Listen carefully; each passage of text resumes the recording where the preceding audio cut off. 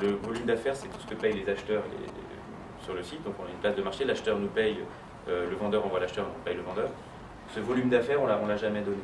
Ce qu'on a donné sur 2010, c'est notre commission, donc notre vrai chiffre d'affaires, voilà notre marge, et c'était 50 millions d'euros, ce qui n'est pas négligeable, puisqu'on prend une commission de l'ordre de 10%. Ça donne une idée du volume, mais bon, voilà. Évidemment, ça nous situe dans le top 3 des sites. Ça nous situe dans le top 3 des sites d'e-commerce, parce que on peut comparer un rue du commerce quand ils font, je sais pas combien ils font maintenant, peut-être 300 millions d'euros de volume d'affaires, mais leur marge, c'est quelques pourcents de ça. Donc une marge de 50 millions, c'est bien. Et on a fait un EBIT en 2010 en France de 15 millions d'euros. Donc un bénéfice à voir. Vous étiez rentable. On était pas mal rentable. Et depuis, on a beaucoup grossi en chiffre d'affaires et on a baissé en rentabilité parce qu'on a beaucoup investi. On a doublé la taille de l'équipe, on a plus que doublé le budget marketing parce qu'on a un actionnaire japonais qui nous dit prise de part de marché. Si on n'a pas un bon produit, ça ne sert à rien de mettre du marketing. Donc je pense qu'on est... Et en plus, dans l'Internet, le bouche à oreille va vite. Donc on peut même s'en sortir sans mettre de marketing, dans certains cas. Dans l'e-commerce, on n'en est plus là parce que maintenant, on met plusieurs dizaines de millions d'euros par an budget marketing. Nos concurrents aussi. Donc on ne peut pas juste se dire, on va arrêter de faire du marketing, on a un bon produit, c'est génial. Mais en revanche, quand on a démarré, on a mis très peu de marketing. On a levé que 700 000 euros en premier tour. Donc 700 000 euros pour embaucher 20 personnes, créer la plateforme technique, il ne reste plus grand chose après. Donc pour moi, la chose la plus importante, c'est d'avoir un bon produit, au sens technique. Quand on a une place de marché, il n'y a pas que la technique, il faut aussi l'offre produit. Donc après, il faut arriver à ce que la mayonnaise prenne. Et puis derrière, une fois que la mayonnaise a pris, le marketing accélère la croissance. On a diversifié les verticaux produits, donc on a rajouté progressivement le textile, etc.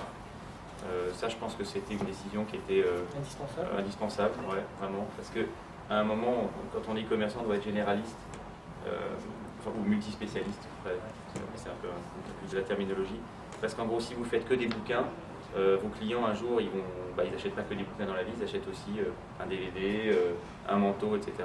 À un moment, ça veut dire qu'ils vont tester vos concurrents, et vos concurrents, s'ils vendent aussi des bouquins, peut-être que vos clients vont se dire le concurrent est pas mal. Et donc, avoir une offre large, c'est la manière finalement d'éviter de ne pas donner nos clients à nos concurrents. Et je pense qu'il y a une très mauvaise compréhension de l'entrepreneuriat et de l'entreprise en général, à gauche comme à droite. Je veux dire, j'ai pas mal été confronté à ça dans les 5 ans d'avant, parce que j'étais vraiment différentes associations dans le digital. J'ai vu beaucoup d'hommes politiques qui ne comprenaient rien à l'entreprise. Pas tous, mais beaucoup. Là, donc, incompréhension, mauvaise connaissance de l'entreprise. Et donc, en gros, quand on dit on aligne et il y a ça, il y a un peu un dogme. Donc, promesse de campagne, on aligne le capital sur le travail, etc. On oublie qu'en fait, quand on crée une boîte, c'est pas du capital. Quand on crée une boîte, on a 100% de sa boîte, c'est pas du capital, c'est du travail, quoi. C'est de l'humain, donc quand on dit on va imposer la création d'entreprise comme l'imposition sur le capital, on mélange un retraité qui achète des actions du CAC 40 avec un entrepreneur qui va bosser jour et nuit, qui va embaucher et qui va injecter tout le petit chiffre d'affaires qu'il fera dans l'économie. Ça n'a rien à voir. Donc pour moi, on est dans un dogme qui fait que la réalité, qu'on voit mal, qu'on ne comprend pas la réalité. Ensuite, je pense que si on avait dit assez tôt, et Dieu sait qu'on les a alertés, les hommes politiques, les gouvernements, avant que la loi sorte, on était plusieurs à connaître un peu des gens à l'Élysée, dans les gouvernements, dans les ministères, on leur dit, vous êtes en train, si ce truc sort, ça va être la révolution, vous êtes en train de faire n'importe quoi. Ils n'avaient pas réalisé en fait que pas vraiment, quoi, que l'entrepreneur serait taxé à 60%, alors que c'était ce qui était écrit. Et les entrepreneurs qu'on voit qui créent leur boîte à l'étranger, je leur dis qu'ils ont tort parce que je pense qu'il ferait mieux de revenir et que voilà, la France est un beau pays, il faut essayer d'être là. Par contre, parce qu'on ne manque pas d'entrepreneurs. Mais la faiblesse de la France, ce n'est pas des entrepreneurs, c'est des investisseurs. C'était déjà le cas avant la nouvelle fiscalité. On a toujours manqué historiquement d'investisseurs. Et là, on en manque cruellement. Free qui bloque la pub, vous approuvez, vous les approuvez de ce qui s'est passé en début de semaine Non, je les approuve la méthode. parce que... Ou par exemple, vos pubs étaient bloquées pour les abonnés de Free. Ouais, j'ai même... Ouais. Vous avez dit tout à l'heure que c'était pas essentiel pour vous. Ouais, pour nous c'est pas le cœur de notre métier. Non, je désapprouve la méthode parce que je suis très pro neutralité du net. La neutralité du web, en 2 secondes, pour ceux qui ne savent pas, ça veut dire en gros neutralité des réseaux. Ça veut dire en gros un fournisseur d'accès à Internet, il n'a pas le droit de prioriser un site plutôt qu'un autre.